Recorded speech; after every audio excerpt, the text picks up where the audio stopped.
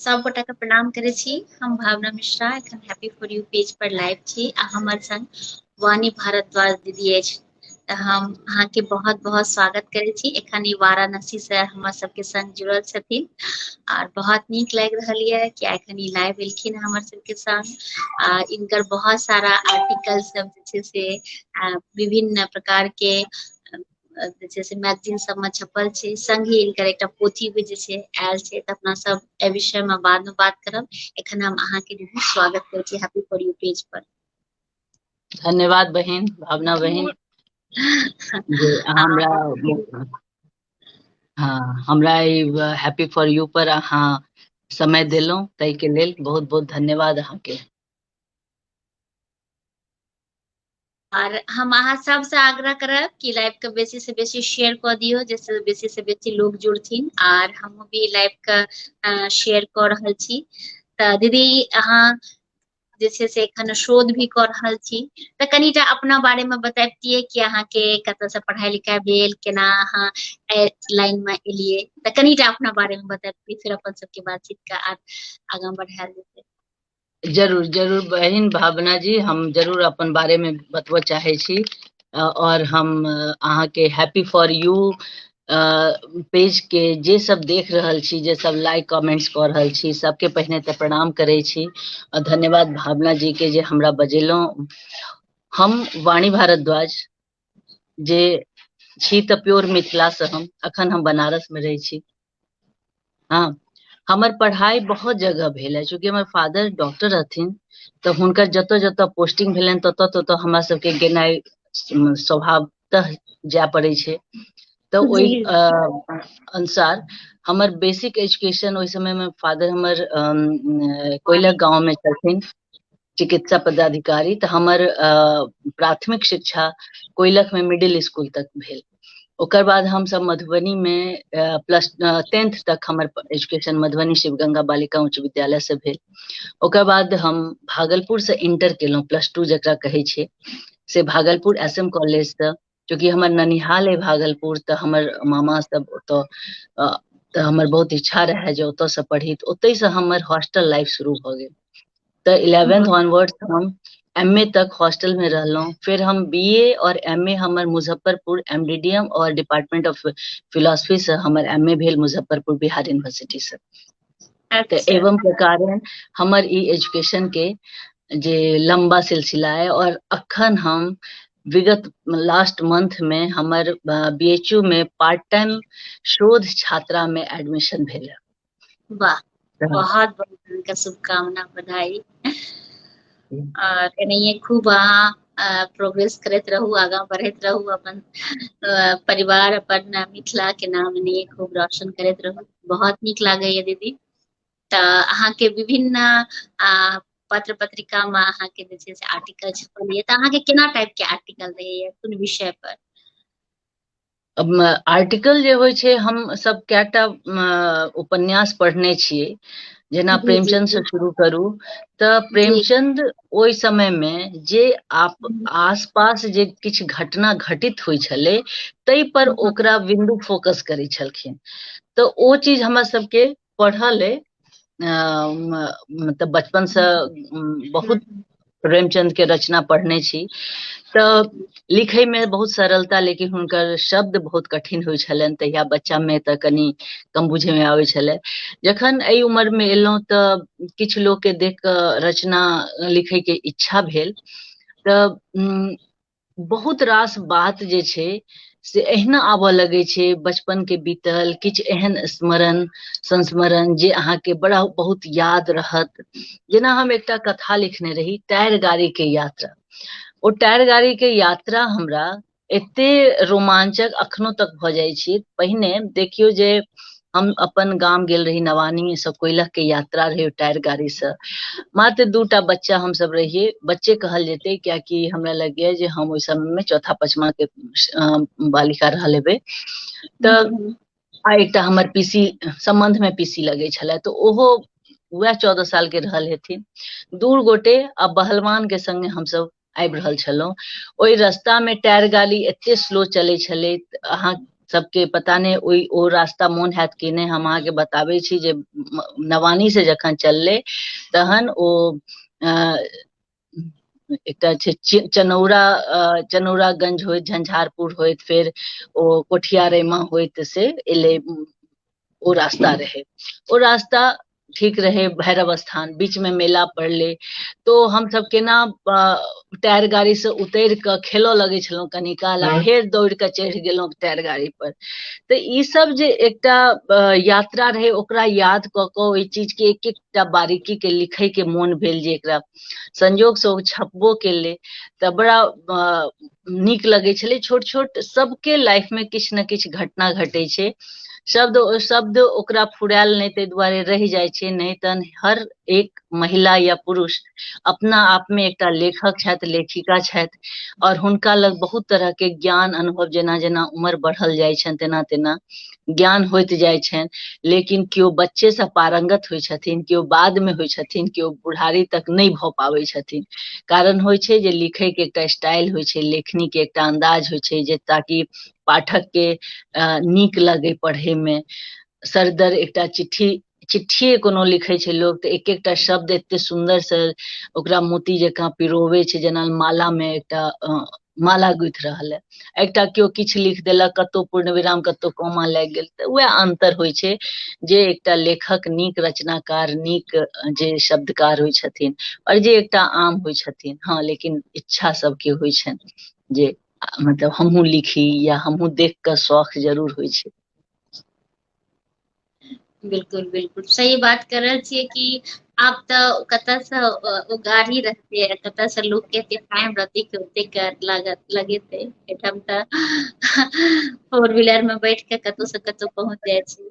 आ तऽ पहिने ओ एते समय बच्चा तऽ के, हाँ, बच्चा के एना असगर यात्रा करे ला छोड़ो नहीं देल जाय छले, तेमे खास कर लड़की। आब तऽ माय बाप के जान अटकल रहे छनि, एक रती पार्क तऽ मतलब छोड़िए नहीं पाबै छथिन, सही कियाकि सही स्थिति बदलि गेलै, परिस्थिति बदलि हम्म, गेलै, आ ओ भोर से लऽ के जे यात्रा शुरू भेलै, महज 20 किलोमीटर रहल हेतै दूरी, की 25 किलोमीटर, ओई दूरी के तय करे में भोर से लऽ के साँझ पड़ि गेलै। तऽ ओहि दिन भर के यात्रा सोचियो, बच्चा हालुटो भेल हेतै भूख के मारे, हमरा ओ सबसे मोन नहीं है, लेकिन रास्ता में जे हम बदमाशी केलहुं से हमरा मोन छल, जब उतर के कनी कोनो कोनो बच्चा के मारियो देलहुं, फेर भाग के अपन चढ़ि गेलहुं टायर गाड़ी पर। तऽ ओ सब कनी मोन छले, तैं ओ लिखलहुं, ओ सब याद क के। तऽ एहि तरहे नहीं नहीं, आर बहुत नीक बात छै, और एनाहिए अहाँ लिखियो। तऽ अहाँके एकटा पोथी भी जे छै से एलै हँ, तऽ ओ पोथी के जी बारे में बहिन, कनिटा बतैतियै कि कहिया एलै, और ओहिमे की सब अहाँ ऐड करलियै, की सब ओहिमे छै। जी बहिन, ई पोथी के बारे में हमरा बतबे के बहुत इच्छा छल सेहो, जे ई जी पोथी हम 2019 में जखन ई समूह सखी बहिनपा फाउंडेशन हम बनेलहुं, गठन केलहुं, तऽ बुझायल नहि जे एहिमे की करबै, या लोग समूह में की करे छै से नहीं बुझल छले।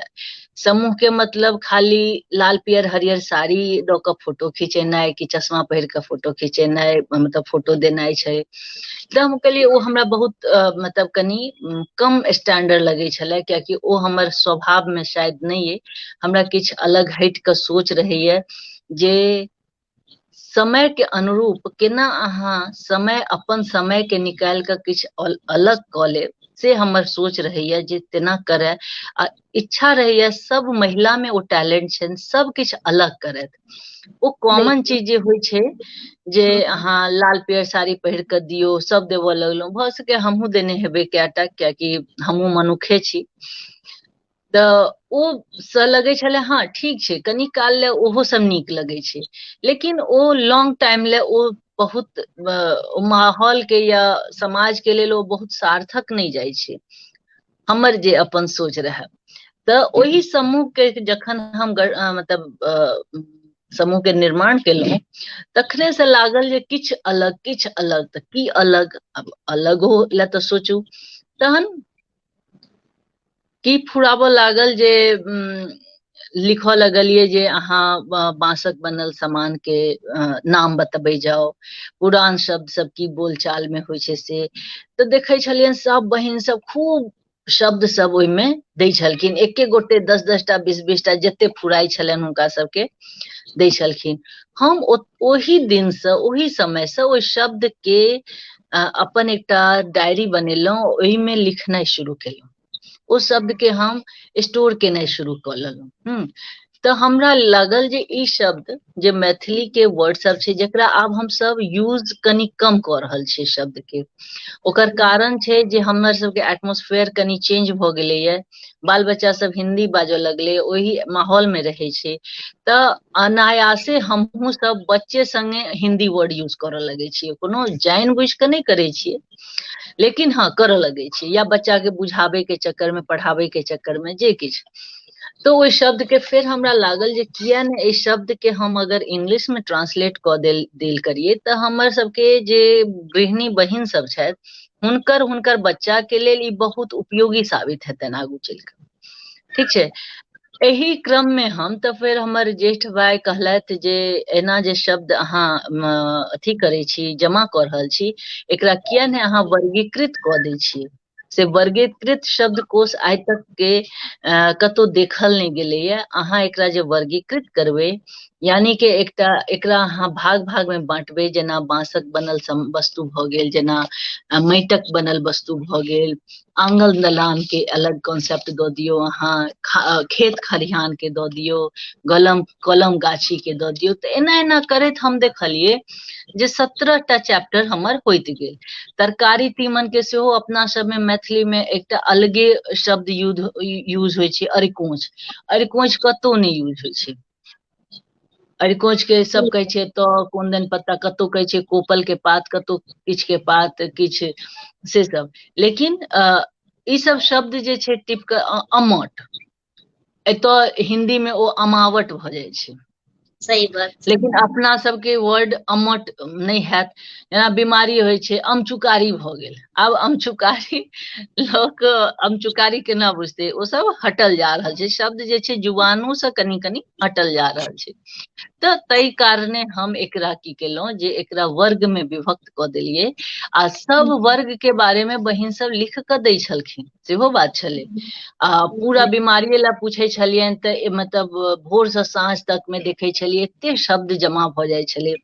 ओ शब्द हम बहिन सबसँ लऽ कऽ किछु बाद में पढ़बो केलहुँ अपना, किछु एहिमे चैप्टर छुटियो गेलैये, तकरो हमरा दुख अइ जे हम कनि हड़बड़ेलहुँ, लेकिन बात छलै जे समय होइ छै तऽ हमरा भेल जे कोनो बात नहि, ओकरा अहाँ जमा कऽ के राखू, आ फेर नया जी जे छै पोथी पार्ट 2 कऽ के से हाँ, प्रकाशित करू। एडिशन के लेल वह हमर पतिदेव और हमर भाई सेहो कहलथि जे एकरा अहाँ एडिशन सेकेंड एडिशन के लेल राखू, आ पहिल एबे एकरा देखियो जे एहिमे की अहाँके और जे सब पाठक हेथिन से सब जो अहाँके एकरा पसंद करता, तहन एहि पर आरो अहाँ आगू काज करब। कियाकि ई हमर शौक रहे, जखन बहिन सब हमरा शब्द कलेक्ट कऽ कऽ देलथि तऽ भेल जे किया ने एकरा हम एकटा संग्रह कऽ कऽ संग्रह कऽ कऽ एकटा पोथी के रूप में दऽ दी।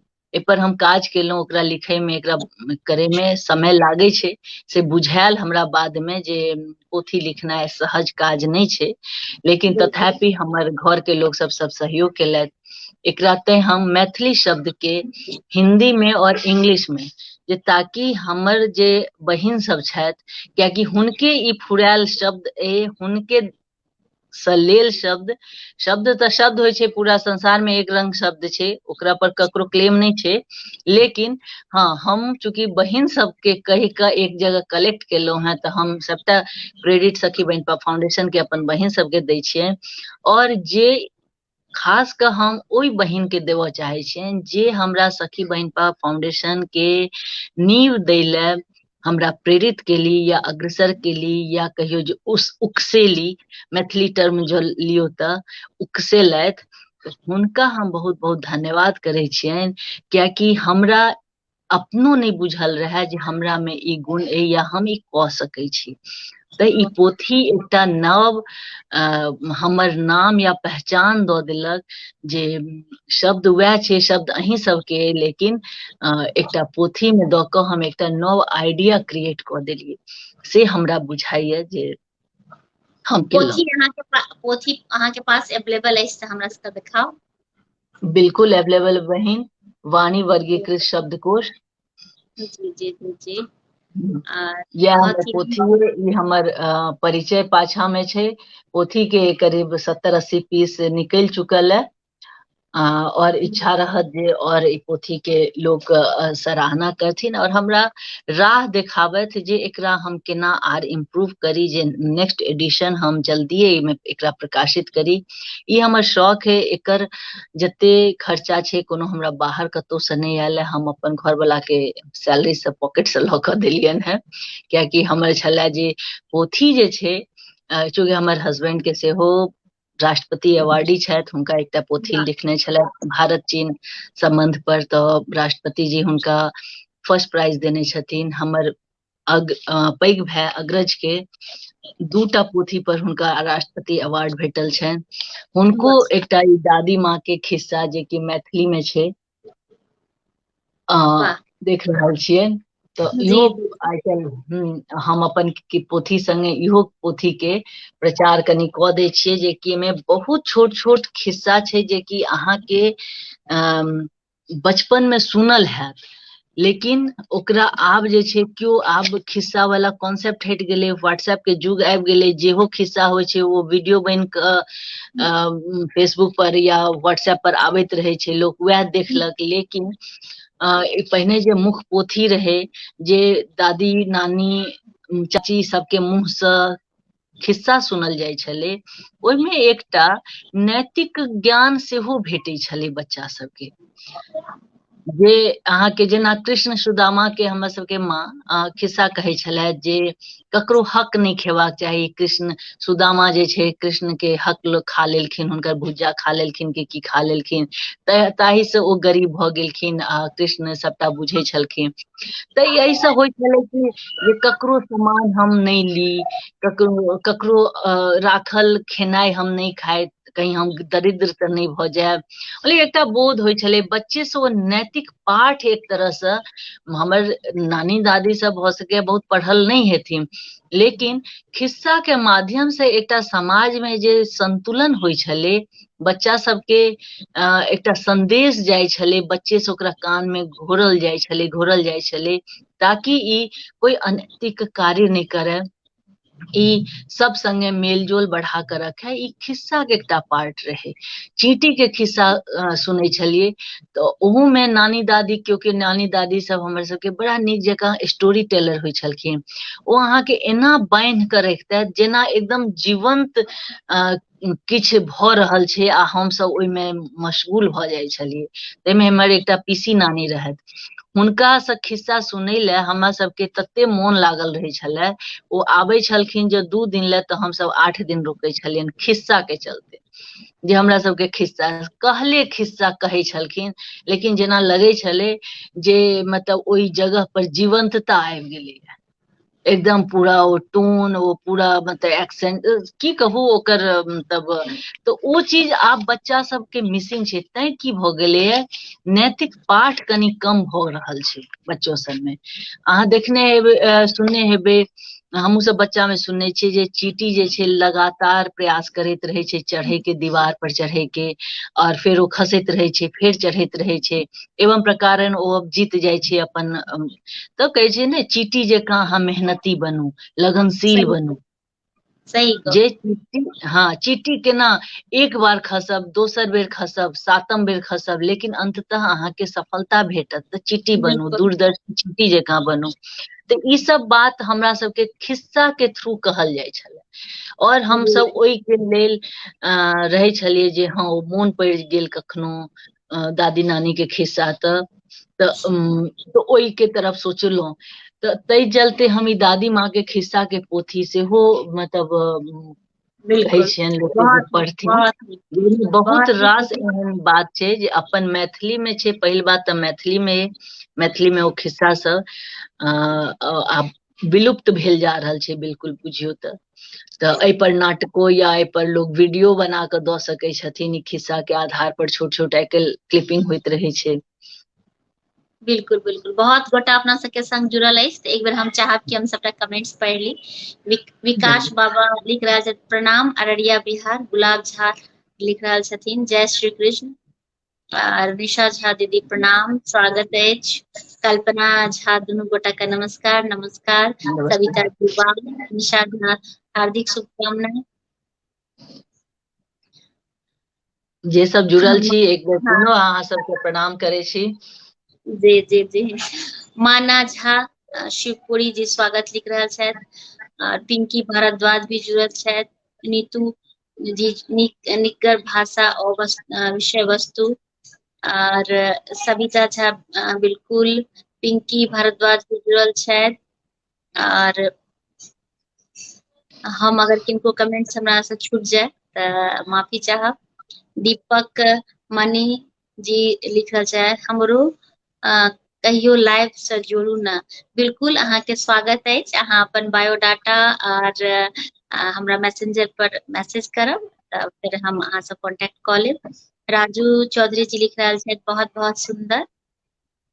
पिंकी भारद्वाज लिख रहल छथिन अहाँके पुस्तक आबक पीढ़ी के लेल कारगर छै दीदी। बिल्कुल सही कह रहल छियै, एहि लेल कि बच्चो के लेल कारगर छै। आइ काल्हि के बच्चा के मैथिली शब्द के बहुत कमी छै, और इंग्लिश में चूंकि इंग्लिश के साथ अहाँ मैथिली के अथी करने छियै कि, तऽ ई बहुत ही आगाँ के जनरेशन के लेल भी अहाँके पोथी बहुत ही कारगर रहतै, हमरा पूर्ण विश्वास अछि।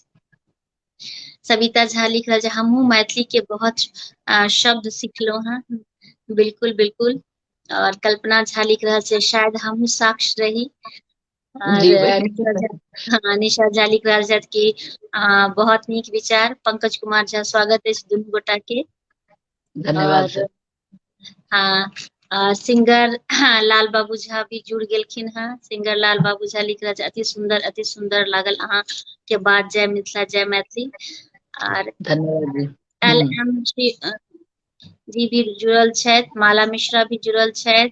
और जते गोटा जुड़ल छी सबके बहुत बहुत। अर्चना मिश्रा भी जुड़ल छथि। पूनम मिश्रा भी लिख रहल छथि बड़ नीक। और जिनकर हम कमेंट से छूट गेल हेतै तऽ हुनका से हम जी क्षमा चाहब। और आइ के लाइव के हम आर भी अब बढ़ाबै ले चाहब। और हम दीदी से आग्रह करबै कि जहाँ दीदी के समय रहतै तखन जाके सबटा कमेंट्स के पढ़ि के रिप्लाई दऽ देथिन। जरूर जरूर जरूर। जी जी दीदी, अहाँ सबके बहुत बहुत धन्यवाद कि अहाँ सब जे छै से हमर सबके लाइव के देख रहल छी। और ई लाइव के बेसी से बेसी शेयर करियो, जैसे कि बेसी से बेसी लोग के जे छै जानकारी प्राप्त हेतै। तऽ दीदी जेना कि अहाँ ई जे अहाँके ग्रुप अछि, तऽ एहि ग्रुप मे कोन तरह के काज सब भऽ रहल अछि, तऽ ओहो बारे मे कनिटा बतैतियै सखी बहिन बिल्कुल। पर। जी हाँ जरूर हम बतबऽ चाहब। और सब हमर बहिन सब जे जुड़ल छथि, जे भाई साहब सब जुड़ल छथि, हुनको सबके जानकारी हेबाक चाही जे जखन सखी बहिन पर फाउंडेशन के हम गठन केलहुँ, रजिस्टर्ड करेलहुँ, तऽ किछु परिस्थिति डिफरेंट रहै, लेकिन तकर बावजूद तऽ कहबे केलहुँ जे एहि समूह के गठन केला के बाद हम करू की से हमरा फुरायल नहि रहै, कि अनप्लान्ड वे में ये हमर निर्माण कैल रहै। लेकिन कहै छै ने जे हम जेना कहलहुँ अहाँके जे जेना चीटी से हम सिखलहुँ, तो लाइफ में हमरा बहुत चीज कि जे हम बहुत लोग के छोट छोट चीज से हम इंस्पायर होइत रहे छी। बहुत बहुत के हम फॉलो करे छियै, लेकिन हुनकर अवगुण के नहि, हुनकर गुण के हम किछु चोरा जरूर लै छी। हमरा इच्छा वाह। रहैया जे ओ गुण के हम सब किछु सीखी अपना में। जे हमर विरोधियो छथि तऽ हुनको से हमरा रहैया जे किछु सीखय के जरूर हमरा भेटत। कियाकि हर आदमी में गुण अवगुण दुनू होइ छै। तऽ तकरे जेना हमरे द अहाँ कहि सकब जे हाँ जिद्दी स्वभाव के छलहुँ, जे हम ठानि लेलहुँ तऽ कऽ लेलहुँ। तऽ जखन हम समूह के निर्माण केलहुँ तब फुरायल नहि जे की करब। तहन हम एतऽ सोशल वर्क से जुड़ल छी। बनारस में हम एक सोशल एक्टिविस्ट सेहो छी। हम बहुत तरह के संस्था से, इनर व्हील इंटरनेशनल ऑर्गेनाइजेशन छै जे केवल महिला के लेल सोचै छै, महिला ले करै छै। केहन तरहक महिला, तऽ ओहन महिला जे अपना के स्वावलंबी नहि बना पाबै छथिन, हुनका स्वावलंबी बनाबे के जिम्मा लै छी, ओकरा प्रेरित केलक, ओकरा ट्रेनिंग देलक, ओकरा रोजगार करे के लेल अवसर प्रदान केलक। ठीक, एहि तरह के जेना केओ बहुत कमजोर वर्ग से आबै छथिन, हुनका हुनकर बेटी के पढ़ाई के पढ़े ले बचिया केना जेते स्कूल तक, साइकिल के इंतजाम, ओकर किताब कॉपी के इंतजाम, ओई बच्चा के विवाह केना हेते ओकर इंतजाम, तो ई सब टाइप के हेल्प इंसानियत के नाते करे छथिन। तै संगे आर बहुत रास काज होइ छै सोशल वर्क में जे हम देखे छी, जे हमरा मिथिला में देखायल नहीं कहियो। हमहू रहल छी, बचपन बीतल है, दोसर हम गेनाइ एनाइ हमर मधुबनी रहैया, मधुबनी में हमर माँ रहै छथि, तऽ गेनाइ एनाइ रहैया घरे, लेकिन वो चीज के कमी बुझाई छलै वोकेशनल कोर्सेज के, जखन कि मधुबनी पेंटिंग अपना सबके मिथिला में के एते रिच पेंटिंग छै, एते समृद्ध कला छै मिथिला पेंटिंग, लेकिन ओकरा प्रचार दोसर रूप में कैल जाय छै। घर घर बच्चा सबके सीख ले छै, बच्चा में वो टैलेंट छै, लेकिन घर घर ओकरा जेना एतौ हम देखे छियै बनारस सबमे स्कूले में एकटा हॉबी क्लास होइ छै, क्लास में मतलब अहाँ जे स्कूल में पढ़े छी सबके एकटा अलग से क्लास होइ छै जे हॉबी के, ओई टाइप के हॉबी क्लास कतौ मिथिला में हमरा बुझायल नहीं छै, बुझाइत नहीं छल, या होइत हेतै हमरा जानकारी नहीं छलै। तऽ हम सोचलहुँ जे ओई गाम गाम के लेल एकटा ई होय जे सिलाई के, मिथिला पेंटिंग के, ब्यूटिशियन के, या आर केओ मेहंदी के, एहि ढंग के क्लासेज हुई। तऽ ओही समय में माननीय मोदी जी के सेहो आयल छलनि स्किल डेवलपमेंट, तऽ स्किल डेवलपमेंट के तहत हमरो दिमाग में आयल जे ई संस्था किया ने सखी बनिपा फाउंडेशन एहि चीज के कार्य, एहि पर काज केनाइ शुरू करे।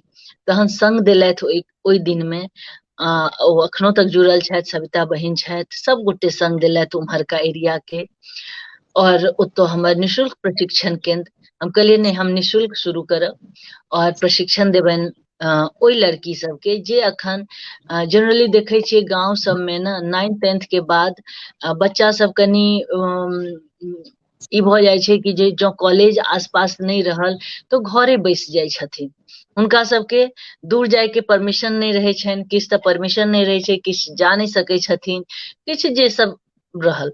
तऽ हम कहलिए जे ऐसे कम से कम हुनका मोन लगतनि, हॉबी तो हॉबी होइ छै। प्रणाम सिंगर जी।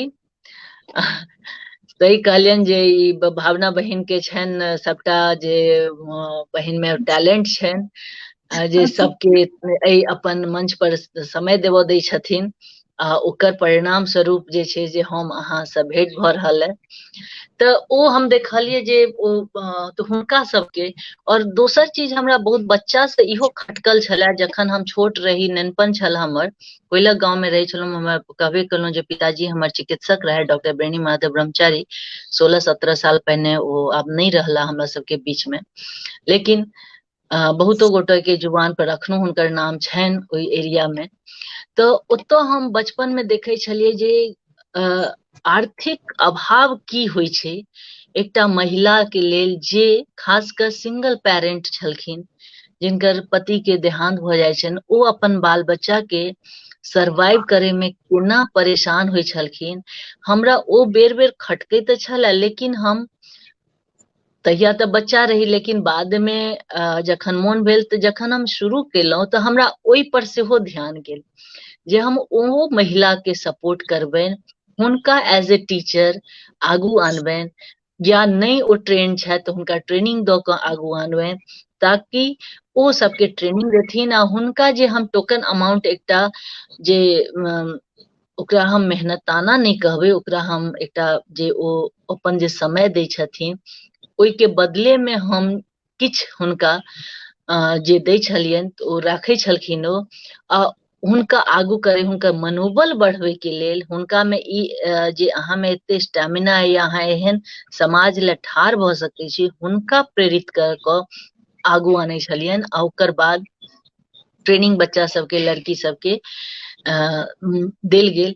ओहिमे हम करीब 300 सर्टिफिकेट 3 साल में बांटलहुं, अखनो क्लासेस चलि रहल छै, वाह। और ओहिमे पिंकी बहिन सब साक्षी छथि जे हम जाइ छलहुँ, मधुबनी जाइ छी, अखनो जाइ छी, सर्टिफिकेट वितरण होइ छै, सबसँ भेंट घाट होइ छलै हिनका सबसँ, जे मधुबनी के बहिन सब रहथिन सब रहै छलखिन, एकटा उत्सव जकाँ होइ छलै, सब जगह कनि कनि समय लऽ कऽ हमसब गेलहुँ, सर्टिफिकेट वितरण भेल तऽ बड़ा उत्साह से सब गोटे। ई पेंडेमिक कनी हमर सबके उत्साह के कनी कम केलक, कियाकि आफ्टर पेंडेमिक सबके विचार में किछु न किछु परिवर्तन आबि गेलै, पूरा समाज में अहाँ देखैत हेबै जे किछु न किछु सोच की कहबै, समय के अनुरूप कनी लोग ढलि रहल छै, कियाकि एते वारदात भऽ गेलै, घटना घटि गेलै, ओकरा लोक अखन तक ने आत्मसात नहि केलकैया। ओ आत्मसात करे में ने लोग के समय लागि रहल छै, जे हमरा बुझा रहल है। प्रभास धन्यवाद,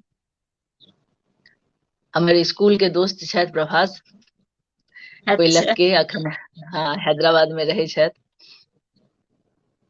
तऽ एहि ढंग से हम अपन संस्था में ई काज शुरू केलहुँ। ओ चलि रहल छै, ऑनलाइन क्लासेस सेहो चलि रहल छै, मिथिला पेंटिंग के, केक बेकरी के, मेहंदी के, और सर्टिफिकेट हम दऽ रहल छी, लगातार हम वितरण कऽ रहल छी। तऽ ओ सब हमर काज चलि रहल है। आर हमरा इच्छा रहत जे मिथिला में जो और केओ हमरा से जुड़त तऽ हम जरूर एहि पर आरो काज करब।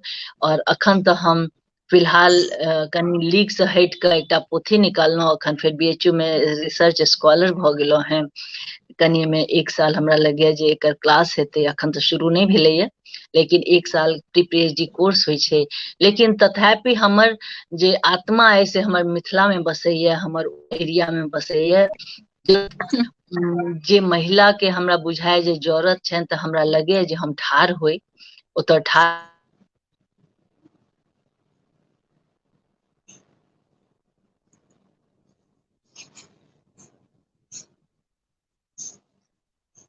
नेटवर्क के कनी लग रहा है। हाँ अब ठीक है।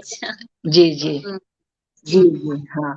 तऽ बेर बेर एनाइ गेनाइ मिथिला गेनाइ तऽ नहि संभव भऽ पबैया, लेकिन जरूर कोशिश रहैया जे जहाँ मौका भेटै तऽ जरूर अपन लोक के बीच में जाय, और किनको कनिको जो हम मदद कऽ सकियनि तऽ हमरा बुझाय जे ई हमर लाइफ जे जीवन जे भेटल है ओ सार्थक मतलब भऽ जायत या भऽ बहुत रहल है। उत्तम विचार अहाँ के, और ढेर सारा शुभकामना हमरा तरफ से, बहुत बहुत बधाई। बहुत नीक काज कऽ रहल छी अहाँ, तऽ एना खूब करी अहाँ, हमर या अहाँ के अछि। आर जेनाकि अहाँ शुरू में कहलिए कि अहाँ के आर्टिकल में पहिलुका गाम के ई सब के अहाँ वर्णन करलिए, तऽ एखनका में पहिलुका में अहाँके की अंतर लगैया?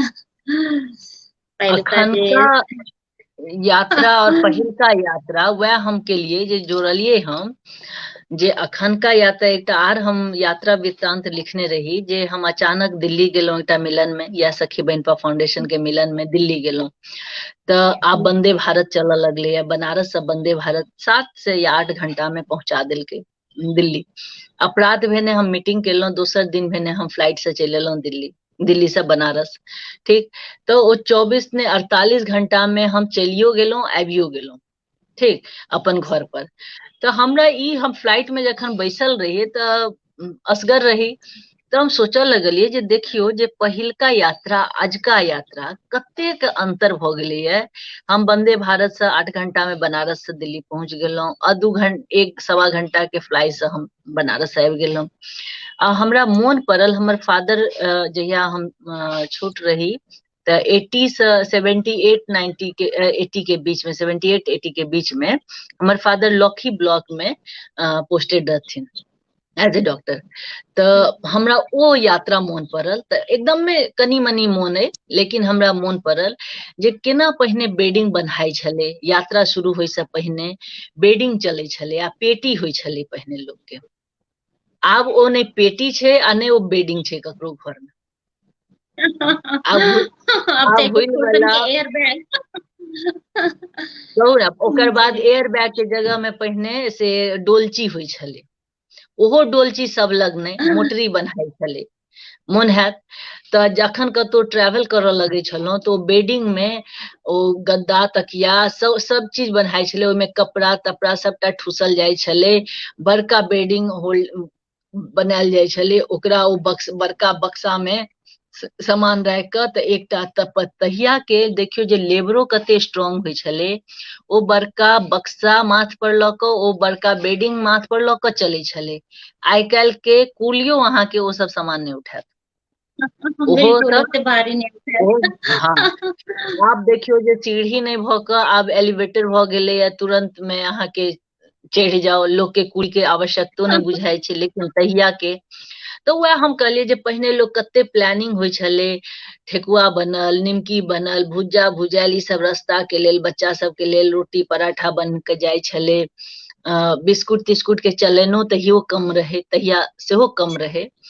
तऽ एते ओकर बाद कते दुर्गम रहे जे हमरा मोन अइ जे लौखी से लौखा आयल रहियै हमसब ट्रेन पकड़ै ले, तऽ अथी से तांगा गाड़ी से कि टायर गाड़ी से, अच्छा ठीक, अच्छा। टायर गाड़ी से एलहुं लौखा, लौखा में ट्रेन चलै छलै जे कि पहुंचाबै छलै अहाँके तहिया समस्तीपुर, छोटी लाइन चलै छलै, आब तऽ छोटियो लाइन के अथी कॉन्सेप्ट खत्म भेल जा रहल छै, छोटी लाइन समस्तीपुर तक चलै छलै आ समस्तीपुर से बड़ी लाइन शुरू होइ छलै।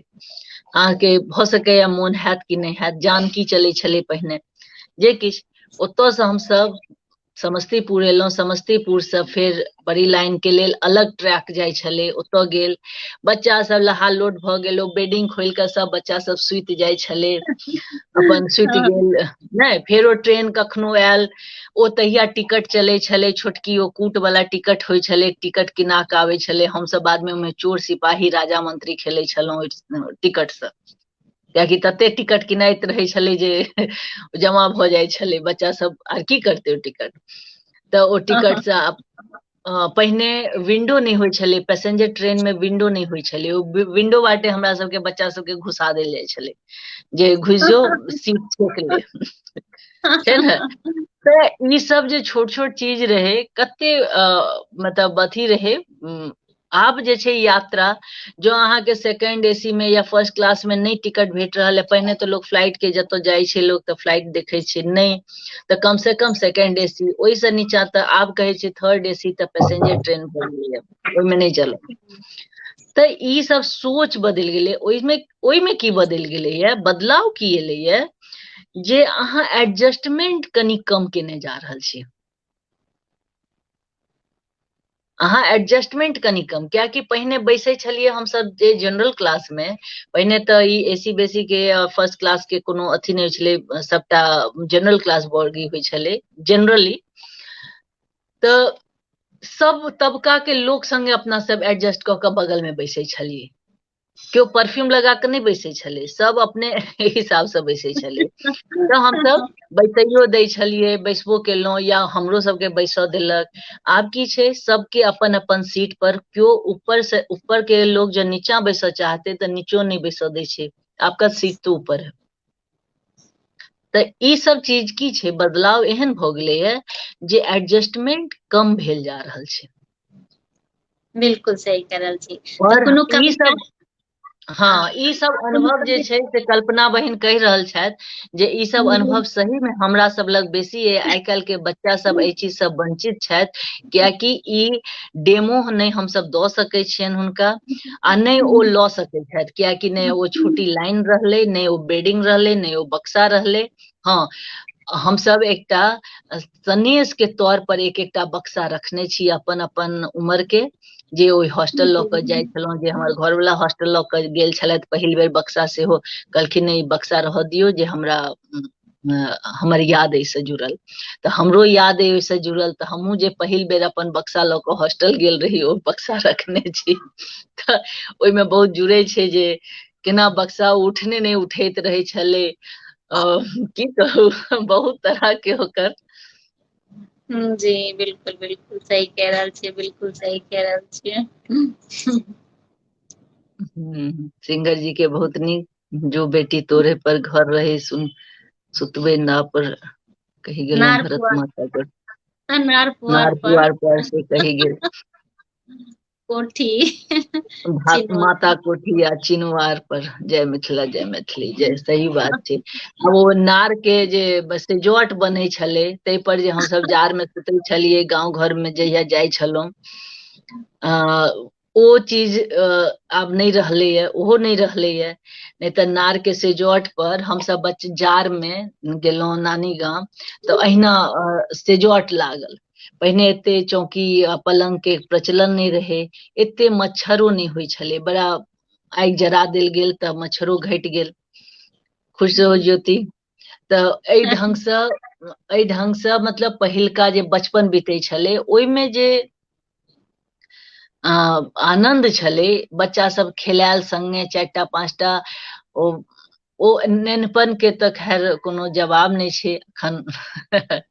तऽ ओ यात्रा प्रसंग हम एकटा लिखने रही, जे कि विश्व मैथिली साहित्य जे स्मारिका छपल रहे ताहिमे हमर ओ छपल छल स्टोरी, यात्रा वृतांत के संस्मरण। तऽ पसंद कयल गेल रहे जे केना केना हम ओ यात्रा केने रही।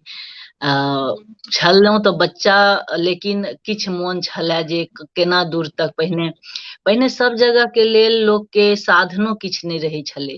तऽ हमरा मोन अइ जे पहिल बेर जे हमर लौखी हमसब जाय लगलियै शिफ्ट करै लए, तऽ हमर फादर तऽ घोड़ा से चलि गेलखिन, ओतऽ से आयल छलै कोई घोड़ा लऽ कऽ अपन लऽ गेलनि हुनका लौखी निर्मली से, लेकिन हमसब टायर गाड़ी से विदा भेलहुँ, बीच में अन्हार पड़ि गेलै तऽ एकटा गाम में रुकलियै, कोन गाम छलै, ओहि गाम में संबंध छलै। तऽ संबंध की छलै, हमर पित्ती के ननिया सासुर, सोचि लियौ अहाँ, ठीक, हमर पित्ती के ननिया सासुर रहनि। ओहि गाँव में रुकलहुं हमसब रास्ता में, आ जेना लगले कि जे ओ ननिया सासुर हुनकर नहीं हमर सबके नानी घर हुए, तेना ढंग के सब गोटे के एकटा अलगे उत्साह रहे जे अहाँ सब एला, मतलब अनएक्सपेक्टेड एक टायर गाड़ी लोक आबि गेलै आ केकरो नहीं भारी लगले। सब हमरा अहिना मोन अइ जे सब गोटे एते उत्साह से एक दिन आरो रुकि जाउ, एक दिन आरो रुकि जाउ। लेकिन आब कहियो जे ई संबंध के कतौ लोग कैरी केलकै या अखन, अब पित्ती के ननिया सासुर, तऽ ई चीज के अभाव भेल जा रहल छै। आब तऽ अपनो ननिया सासुर में अहाँके ओ भाव भेटत कि नहीं भेटत, पित्ती के ननिया सासुर तऽ दूर छै। तऽ इएह सब चीज में जे आब परिवर्तन आयल जाइ छै, ताहि के कारण समाज जे छै से अलग थलग भेल जाइ छै। हमसब एकांकी जीवन जीवऽ लगलहुं हें, जे गोटे सब हमसब पहिने परिवार में मिल कर रहै छलहुं, या एकटा अलग आनंद आबै छलै, तकर कमी। लेकिन तैयो कहै छै जे हरिवंश राय जी बच्चन के कविता छनि बहुत रास, जे हुनकर एकटा बात आरो हमरा मोन अइ हरिवंश राय बच्चन के, जे ओ प्रेरणादायक वर्ड लाइन छै, तैं हम कहि रहल छी एतऽ, सबके लेल कहि रहल छी, जे जखन कोई निराश भऽ जाइ छै ने, जे कथु चीज नहीं भेटल हमरा, नहीं भेल, निराश नहीं होई, हमेशा एहि आस में कहल गेलैया जे मोन के बात भेल तहन बहुत नीक, आ जँ नहीं भेल तऽ ओ आरो नीक। किछु ईश्वर अहाँ अलग ले कतौ किछु रखने छथि अलग, ई सोचि कऽ आदमी के बढ़बाक चाही, जे एतऽ तऽ नहीं भेलहुँ, एतऽ असफल भेलहुँ, ओ असफलता लास्ट लाइन नहीं हेबाक चाही। अहाँके किछु आर अहाँ बनलहुँ, किछु आर लेल बनलहुँ हैं। तो ई सोच के जे मन की हुई तो अच्छा, ना हुई तो उससे भी अच्छा। और हुनके एकटा प्रेरणादायक दोहा अथी छनि, कविता छै, जे कोशिश करने वालों की कभी हार नहीं होती। तो कोशिश करैत रहू, वएह चीटी वाली बात भऽ जाइ छै, कोशिश करैत रहू, कोशिश करैत रहू, अहाँ कहियो निराश नहीं हैब। एहि पेंडेमिक में देखियौ अहाँ, पेंडेमिक के हम अहाँके उदाहरण दे रहल छी, जे एते निराशाजनक भऽ गेलै, पूरा देश, पूरा वर्ल्ड लॉकडाउन भऽ गेलै, सब जगह स्कूल बंद, कॉलेज बंद, सब किछु बंद, खाली खुजल की छलै, नेट खुजल छलै। दुकान बंद, दौरी बंद, हॉस्पिटल एना ओना, अहाँ घर से बाहर नहीं भऽ सकै छी, पुलिस के खाली सायरन बजे, बहुत मतलब लोक के जे छलै एकटा भयावह वाली स्थिति रहे। न्यूज में जे ओतऽ कोरोना फैल गेलै, ओतऽ खाली निगेटिव बात आबै छलै न्यूज में। ओकर उपचार की छै सेहो नहीं बुझल लोग के। ई भेलै केना, चाइना ने ये कर दिया है, ऐसा भेज दिया है, वो कर दिया, ये ह्यूमन मेड है तो ये ऐसा है, नहीं चमगादड़ से, यह सब खाली आबै छलै न्यूज में। लेकिन संचार के माध्यम से हम सब एते चीज सीख लेलहुं। जूम पर आई स्ट्रीम यार्ड पर अहाँ संगे हम दिल्ली से बैस के बनारस बात कर रहल छी और अपन बात के हम कह रहल छियै।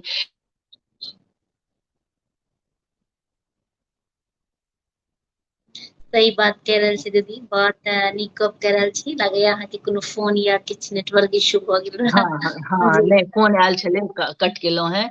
बच्चा सबके एते तरह के चीज में एंगेजमेंट आबि गेलैया ऑनलाइन के थ्रू।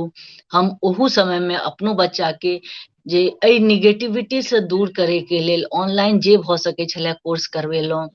सब बहिन सबके बिल्कुल मधुबनी में कहलियनि जे जिनका अहाँ सबके आबैया मधुबनी पेंटिंग ऑनलाइन सिखाओ, मिथिला पेंटिंग ऑनलाइन सिखबियौ। कियाकि सिलाई और ब्यूटिशियन नहीं भ सकै छै ऑनलाइन, लेकिन मिथिला पेंटिंग भ सकै छै। कियाकि मुक्ति सही झा बहिन एकर एक बेर बहुत पहिने कोशिश केने रहथिन, हुनका बहुत सफलतो भेटल रहनि। तऽ वएह आधार पर मिथिलाक्षर अपना सबके ऑनलाइन सिखायल जाइ छै। तऽ हम कहलियै जे ई सिखबियौ। तऽ बहुत चीज भ गेलै कि जे 20 गोटे मिलकर जूम पर हम सब मीटिंगे करऽ लगलहुं। तऽ जूम पर मीटिंग करऽ लगलहुं, बैस कऽ एक दोसरा सबके परिवारे में लोग के बैस कऽ बीच में अपन मुंह देख कऽ। एते फ्रिक्वेंटली बढ़ले ई वीडियो कॉल के प्रचलन। लोग सही गप 25th एनिवर्सरी ओहिमे मनबै छलखिन तऽ वीडियो कॉल कऽ कऽ जूम पर मीटिंग कऽ कऽ केक काटि रहल छथि, ओहो क्लैपिंग भऽ रहल छै, ओतौ गीत भऽ रहल छै। एकटा अहाँ तऽ की छै ने जे अहाँ जखन बहुत दुविधा में घिर गेलहुं, ताहिमे एकटा नीक संभावना अहाँ इजाद कऽ देलियै। सही बात, बिल्कुल सही। तो ओ चीज कहै छै ने, अवसर अवसर अहाँके ताकै के, अवसर अहाँके लुटै के।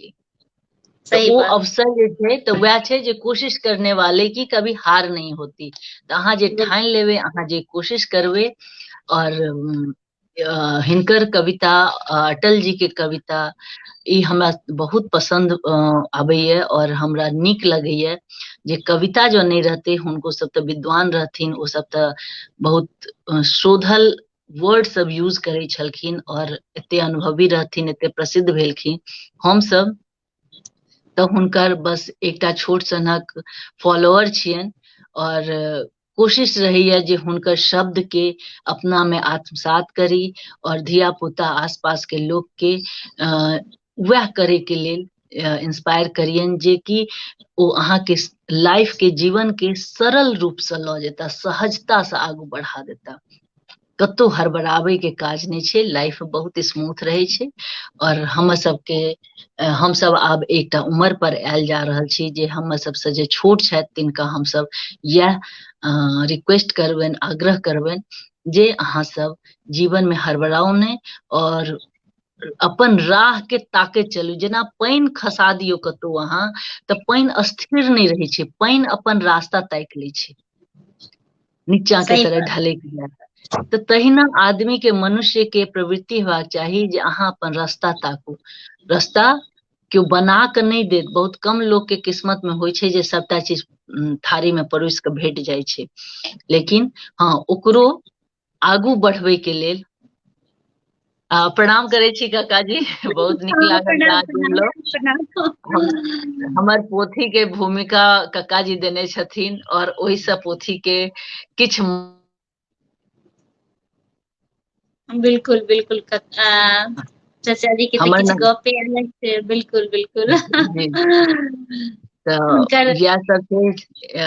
हमसब ओते नीक वक्ता तऽ नहीं छी, घर के लोग के सुनैत, और एतऽ चूंकि शिक्षाविद संगे रहे छी, हमर पति बीच में प्रोफेसर छथि इतिहास के, तऽ हरदम नीके गपशप जे स्टूडेंट के एडवाइस देल जाइ छै, नीक बात ओकरा मोटिवेट कयल जाइ छै, तऽ वएह सब बात सुनैत रहै छी, कान में पड़ैत रहैया।